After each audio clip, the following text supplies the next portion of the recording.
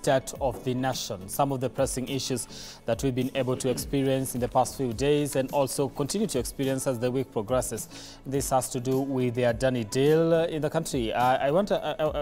Yesterday, the National Treasury CS, that is John Badi, did appear before the National Assembly Committee. And also before that, he was at the Senate, and all just Adani, raising questions. We have a government that is eager to defend this Adani deal, saying it's good for the country. JKA, of course, KAA saying that we need a good airport. But at the same time, people questioning the process in which this particular deal came about. Yes, so how do we balance that? Let me start with you. And also the issue that we are going with it to this particular extent without, having a consideration for any other person that would like to come on the table. Why are we just pushing Adani? Let me start with the Honorable Chairman. I don't think we are pushing Adani the way people want to believe. But I want to say that if it comes to national assets, any issue around it, whether it's not a sale, whether an upgrade, whether you want to improve, then let government be clear enough in communication. Let's see government officers coming out in public and communicating effectively that this is the deal, this is what we intend to do, this is the benefit that we shall accrue as a nation. If it continues being shrouded in secrecy, if it appears like there's been an underhand deal, then it is wrong for the prosperity of this nation. And Kenyans are now very much awake. Kenyans have the information on the tables. And as you see from the Senate hearings the other day, the roads transport, I mean, the whole deal seems to have questions that Kenyans are looking for answers. Okay. And I want to appreciate the fact that the government has said they are willing to give out all the documentation, and that for now it is a proposal, and that they are willing to engage in a discussion with Kenyans, and ultimately Kenyans must end up getting the right deal. Okay. Yes. Honorable Manduku, there's been a lot of controversy around this particular deal, and yesterday we did see the committee, put a halt to it and say we need to do a special audit of this particular deal and identify how Adani actually did, how we arrived at Adani before anything is done. And this is supposed to be done by the end of October. Talk to me about this. I think, let me start by saying that for those who have traveled around the world, the fact is that our national airport is really wanting. It does not meet the standards that a modern economy should have. Having said that, let's also appreciate that, and I have the advantage of sitting on the Public Debt Committee, let us also appreciate that it is quite difficult right now for this country to finance large infrastructure projects off balance sheet. That means our national debt is at almost 68% of GDP, which is above the recommended 55%. We are paying 1.1 trillion shillings every year on account of interest of debts that we took. And so other methods of financing large projects must be sought. And one of the methods that has been identified in most countries is a public-private partnership, or PPP. Now, under the PPP Act, there are various methods of identifying potential investors or bidders. And one of those is what we call the PIP, the privately initiated proposals. And this is what Adani seemed to have done. Now, having given a PIP, a privately initiated proposal, and considering that the national airports are strategic assets, it was expected that full disclosure by the management of the Kenya Airports Authority and the Transport Ministry would have followed naturally. And I want to agree with my colleague here that because of the absence of this full disclosure, then suspicion crept in, and everyone thought that this is a deal that is shrouded in mystery. Yesterday, I sat in the meeting that the CS for National Treasury came into. That is the Committee on Public Debt and Privatization. Okay. And we asked him very many questions. Now, what came out is, first, and using his own words, the Adani proposal is still at a very preliminary stage.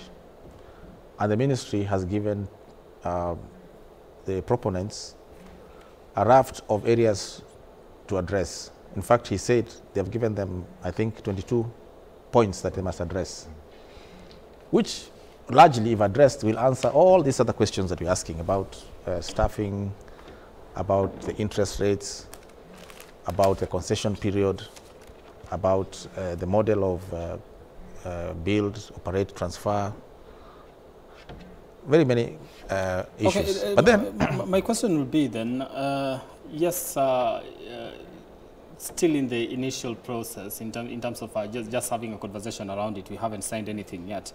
But also, there's that aspect of why are we defending it so much that that is the question. Like, that is the question you asked him. We are not open to having any other partner. That is the question you asked him, and really, any reasonable man will see that the level at which the government is defending this deal and the energy to which they're putting in the defense of this deal asks or raises eyebrows. For example, there's a situation where in one day,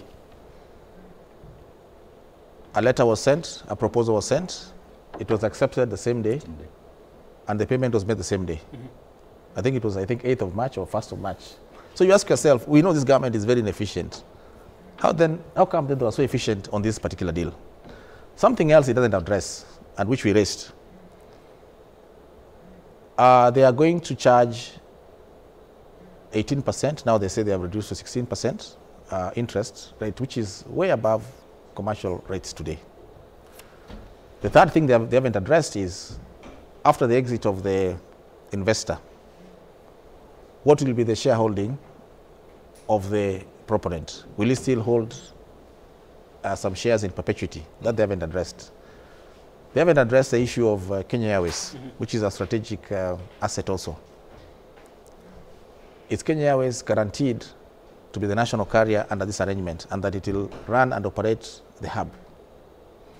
So, and I told the minister in my own advice that Section 62 of the PPP Act allows for easy exit by citing public interest. You can cancel this deal and start afresh. And probably ask yourself, is PIP the best method, given that there's so much noise around this? Why can't you go to an open competitive tender?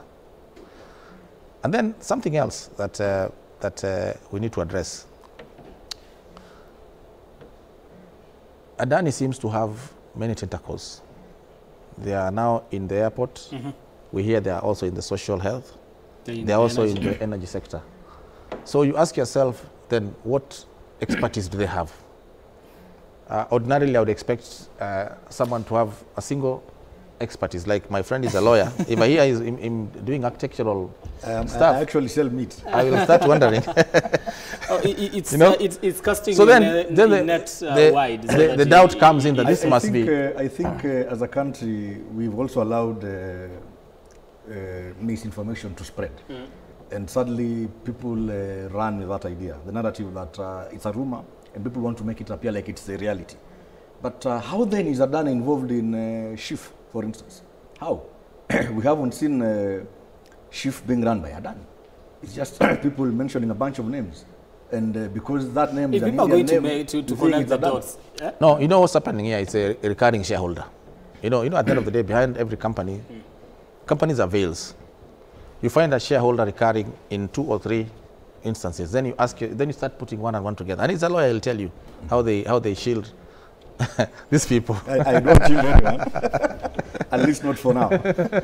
Are you looking to be shielding someone in the future? You say at least not for now. But so my view is that because of the noise that this thing has generated, and given that already there is a high court order to stop further transactions, and now that Parliament has even put a stop to it, the easy way out is to exit by just invoking Section 62 of the PPP Act, and then take another route. Okay, let me read what the MD of KA actually did say yesterday. We are behind in terms of infrastructure. Our capacity is for a 7.5 million passengers last fiscal year. we handle 8.6 million. So to some extent, we are handling more than we can actually get to accommodate. The terminal capacity is below the demand. Now JKI should handle 35 flights per hour, but currently it does 32 and has no space for parking of the cargo. We should park 68 aircrafts, but we can only park 9 cargo aircrafts at a go, forcing cargo aircraft to use passenger parking. So there's the need to expand this. Of course. That is given, and that's what I said at the beginning. That's the overriding interest. Yes. There is that particular need. Yes. So how do we go about it the right way? How do we go about it the right way, and why did we get it wrong from the onset? I think Mheshimiwa said it, and I began by saying the whole issue is because the public feels something is under the table, feels the government is not communicating details enough. Effectively. And I want to say, as those of us in government, that we are committed to making sure that such deals in the future now, there is efficient communication, so that Kenyans can know what exactly is happening. Because at the end of the day, yes, we need a proper functional airport. I mean, it's not as per capacity. But then again, we also need to tell Kenyans that we are getting value for their money on this deal. Okay. And I want to really say we are committed towards walking down that path.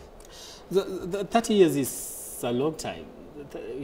No, not really. In typical PPP projects, 30 years is actually the standard. 25, 30 years is standard time. And really, it's a very short time. If you look at the level of investment and the level of operation, it's just one generation. And these assets typically can last up to 100 years if they're well done. And also, there's always a way to exit.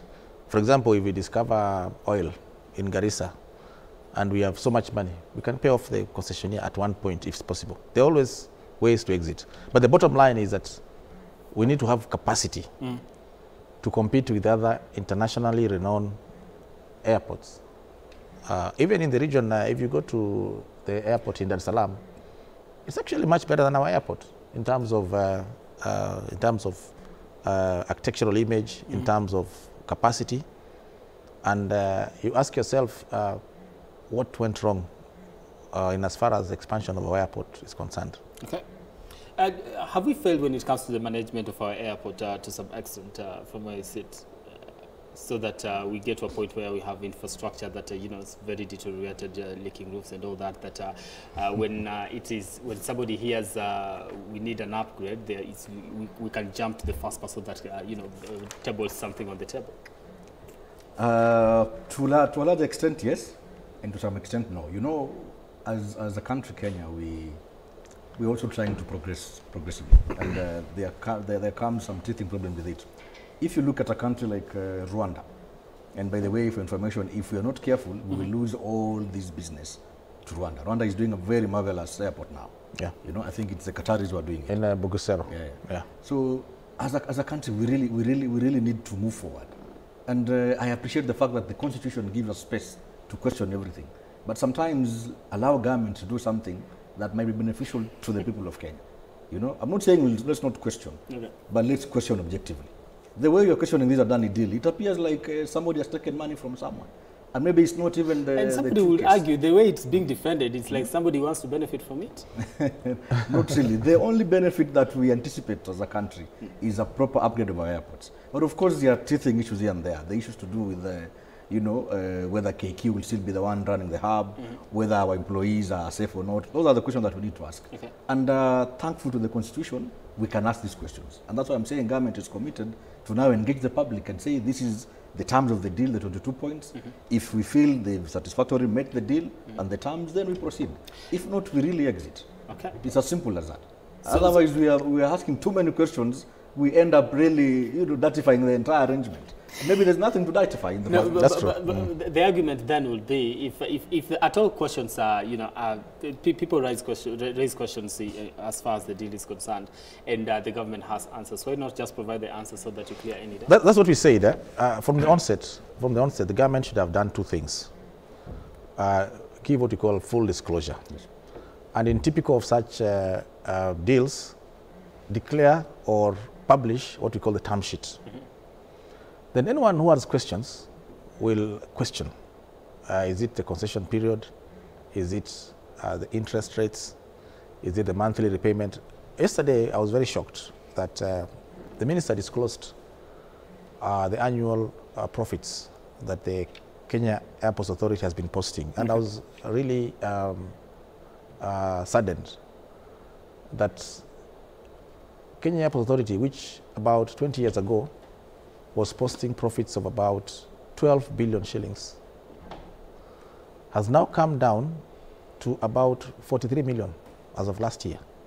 In fact, were it not for the period after COVID, the trend has been on a go slow. So yes, in terms of metrics, the performance of our airport is wanting. And so the counter argument was that, now look at what we are making and look at what Adani will be paying the airport every year. And to a typical layman or anyone reasonable, it makes a lot of sense, because Adani will give you much more than you make as you are today. But then, one point that needs to be clarified, even with all this investment, will our airport still be competitive? As he said, our counterparts in Rwanda are building a similar facility in an area called Bugusero. Now, if it is cheaper to land in Rwanda and then take a domestic flight from Kigali to Nairobi, then we start losing competitiveness. Now, those are things that the KAA, together with the Ministry of Transport, must address before they sign off this deal, if at all they're going to sign off.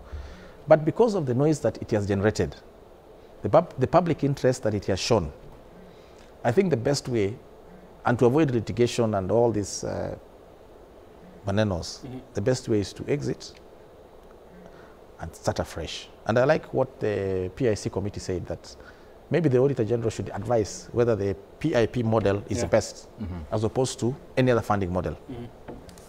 Okay, because I just wanted to go through what it directed, because they want the Auditor General to ascertain the estimated figure of upgrading the airport and how the $1.3 billion, which is 230 billion Kenya shillings, was arrived at as the cost of improvements, and also ascertain the scope of the package in terms of building a new terminal and a second runway, and also the best way to identify a private sector player and whether a privately initiated investment proposal was the best route to...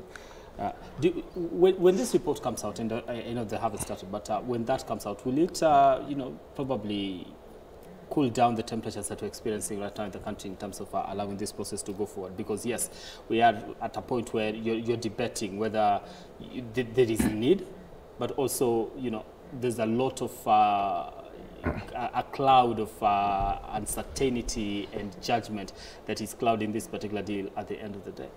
Oh yes, I believe it will cool down the tempers as it is now, because for the first time you will have a proper report that quantifies the need to upgrade our airport. Correct. And Kenyans will be able to appreciate that it's not small money, and that it's not money we can get internally by way of funding from the exchequer, and that the only route that we have is to partner with someone else. But then again, perhaps we just need to restructure how we get that partnership on board. Maybe go away from PIP and maybe open tendering, so that it's properly, people fairly compete, and whoever has a good deal, give it to the Kenyans. Otherwise, that's the only sure way to really, whip public support in this particular deal. Okay. Yes. Right. I want us to turn our conversation into something different, and this is what happened yesterday and also 2 months ago. We did have President William Ruto 2 months ago. I don't know, Kasa, there's this story that we did about the president. I don't know if you can get it, President William Ruto on Ford Foundation. If you're still looking for that, to continue with this, we can maybe play that as we get into our conversation. But you see, it seems to be a turnaround when it comes to his sentiments on the Ford Foundation. Initially, on the 15th of August, the president did say the Ford Foundation, was sponsoring protests in the country, and yet again, yesterday, we did see him coming out and saying, of course, we thank the Ford Foundation for standing with Kenya, especially on issues to do with democracy. Let me start with you, Honorable Manduku. What you read from this turnaround as far as the Ford Foundation is concerned, and what are the interests, to some extent? I think what I know about the Ford Foundation is that it's been in existence for about 80 years. The objectives and the mission for which this foundation was set was, among other things, empower visionary leadership, transform communities, and encourage or enhance what we call social justice.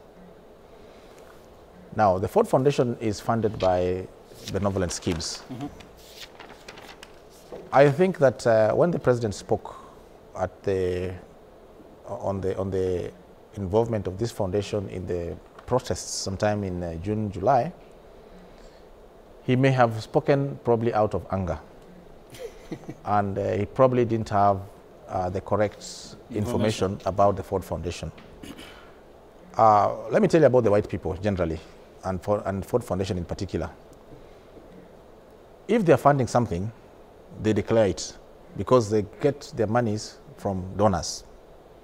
So if they're going to fund a protest, they'll tell you, we are going to fund protests. They'll tell you. They are accountable and they're transparent. And so I think what the president said yesterday is that he has now realized he probably was misled.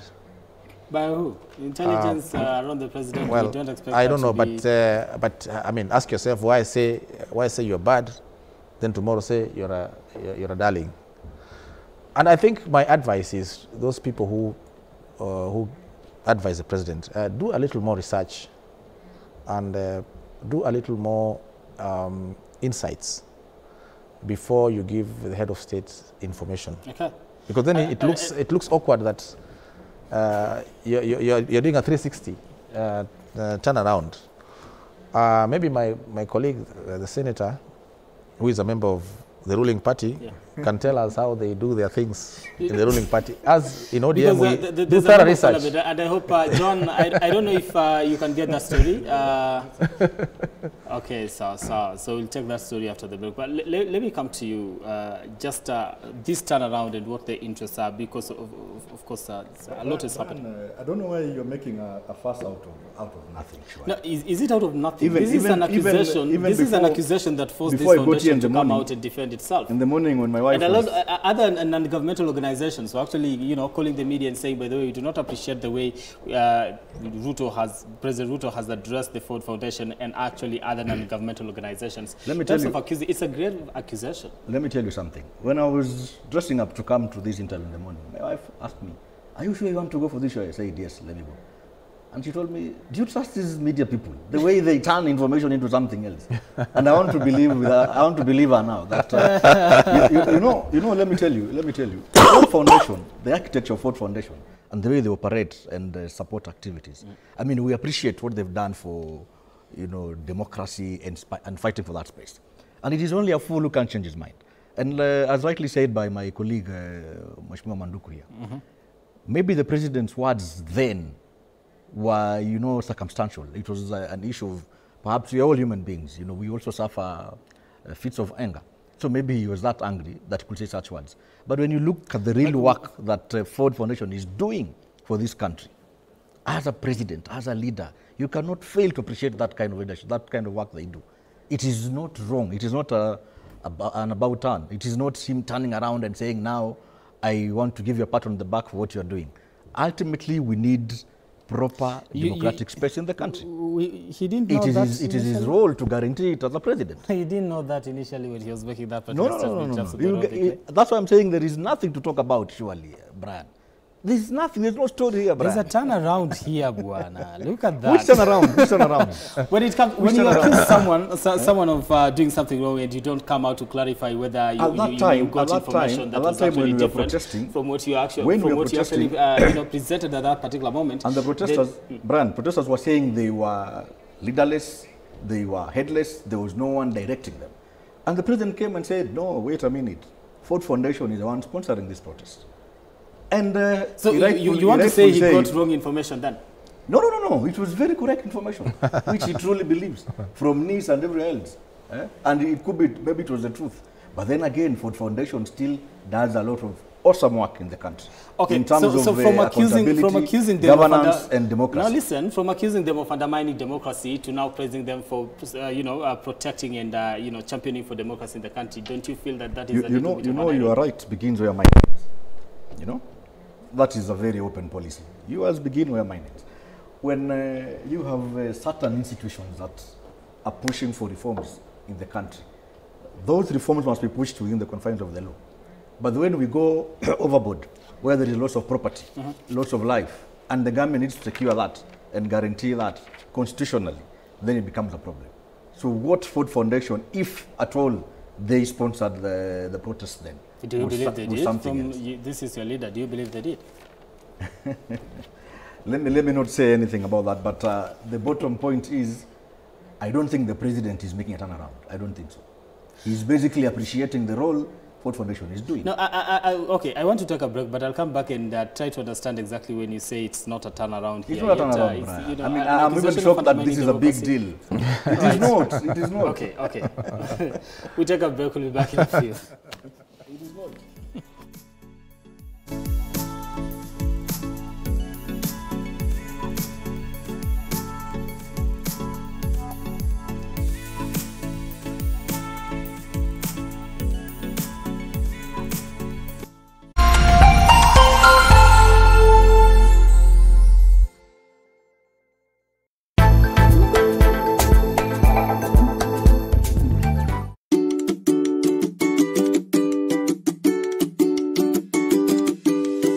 Your Saturday morning won't be the same again. Launch sequence activated. Have a nice trip.